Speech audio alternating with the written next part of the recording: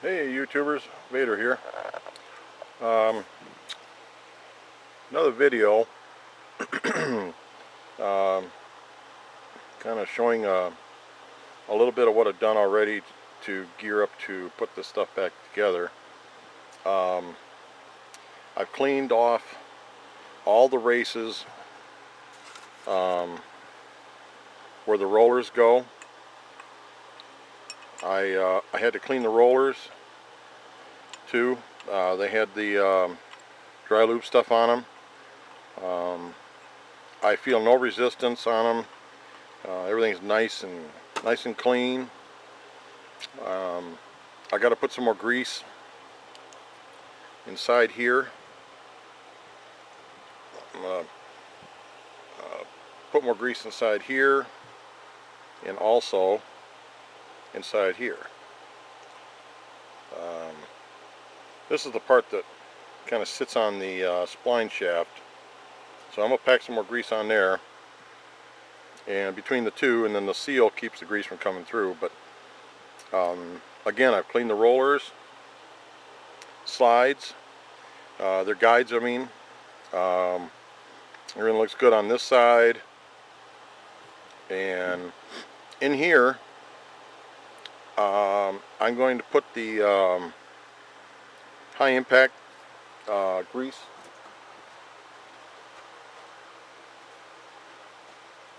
This one here is by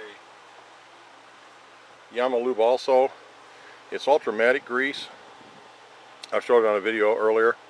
I'm going to pack that in there and also pack it inside here. And once I do that, and I'll put this together, I'll put the slides back on the cam cover and put this pretty baby back together. The other thing I did was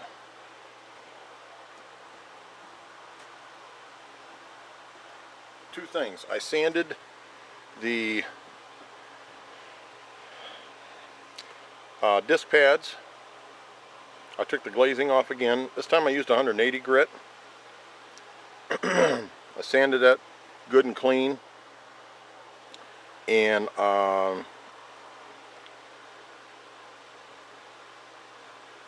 the other thing I did on the bell, the extra clutch bell, I sanded that too. 180 grit. I took the glazing layer off. Back down to the metal as it's supposed to be. And it's not rough, but the glazing is no longer on there. So I did that also. I wanted to get that. I knew that I could do something with that, so that's what I did. Again, just good old 180 grit sandpaper, and sand the inside of the clutch bell and the pads also, the clutch pads. So I'm going to I think put this thing together. Now again, if you missed the other video, I showed in the previous video there's a overlap mark, and on the rollers at least there's an overlap mark, and these happen to be blue. The other ones, the originals, the OEMs, were blue also. Then there's the other side. Now I couldn't really tell if that's actually an overlap, to be honest with you, but if they say so. Again, the overlaps, they face each other. They go in, and the overlaps face each other. That's the way it came out, and that's the way it's going in. Again, this is dry. And again, I cleaned the rollers. I inspected them. Nothing happened to them, but they did have the powder residue on them, which I didn't like either. So from that dry lube, kind of turned into like a little powder. So not impressed with that maneuver, but live and learn. So anyhow, this is where I'm at, and going to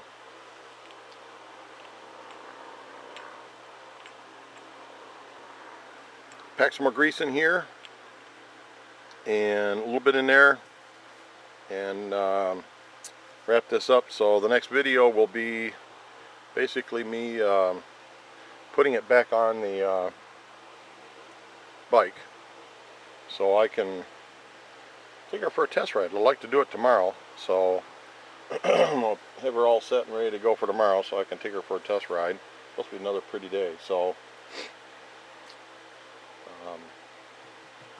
take it from there.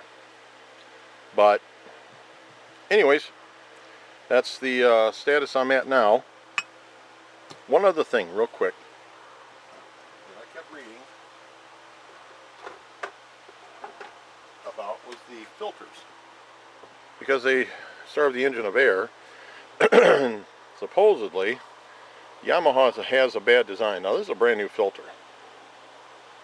and Yamaha has a poor design supposedly, and what some of these guys are doing is taking the paper out and putting that green foam, filter foam, in replacement of this. Well, I'm not going to entertain that. I'm going to stick with the filters that the OEM requires. Basically, in a nutshell, the air restriction, if this is part of it, the design flaw is because the air comes from up underneath the front tire and sweeps back through that channel, the little tunnel, if you will, to get up in, to get the air up into the carburetor intake and all that good stuff. And if that's a poor design, well, what would it do differently if it had more air? Some guys have recommended cutting a little vent hole in the front seat, the plastic up front, and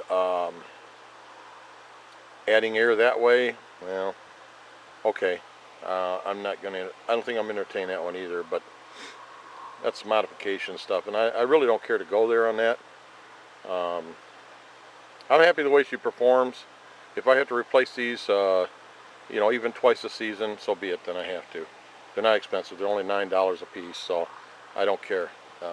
When you're driving these things, you know, an expense on these things is kind of normal. So it's just the way it is. It's the nature of the beast. So I'll get new ones next season. It's too close to the end of the season now to bother with it, but I'll replace these next season. And you're not supposed to blow them out or anything like that, because they'll increase the hole sizes in the pores of this filter, and that's kind of a problem. Could let other things through, because you know, obviously it's blocking stuff as you see inside there.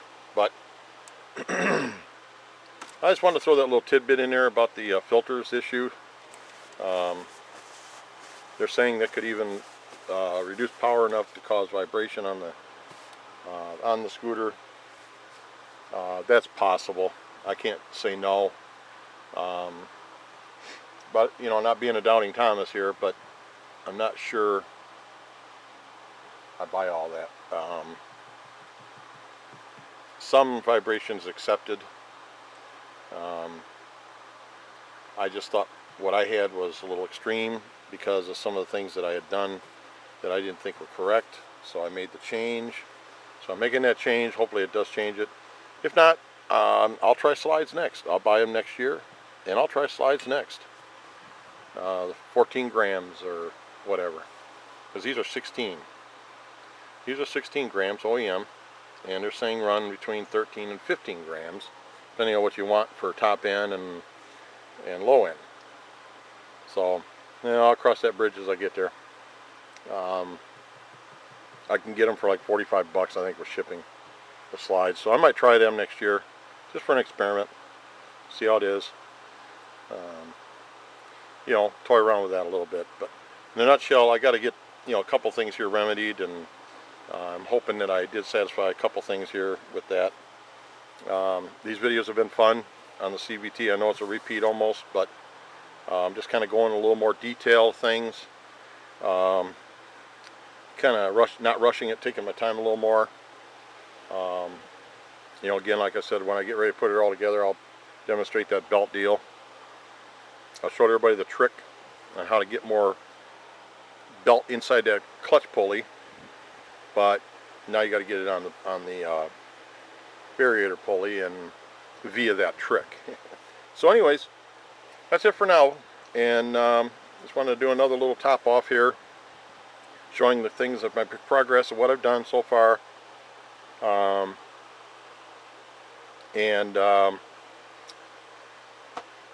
Any comments or questions, please holler. I hope this is helpful to anybody that's got a Yamaha Majesty. We'll put her together, and I do have a video that I want to do in regards to a product I've been thinking about to add to this thing, but I want some opinions, and I'll do that video down the road. See what everybody's ideas are. If they can chime in, I'd appreciate it. But that's a vlog video. So anyhow, this is Vader, and on the progress report of the CVT, and where I sit with it, and I'll be next video wrapping her up. So thanks again for watching. This is Vader out.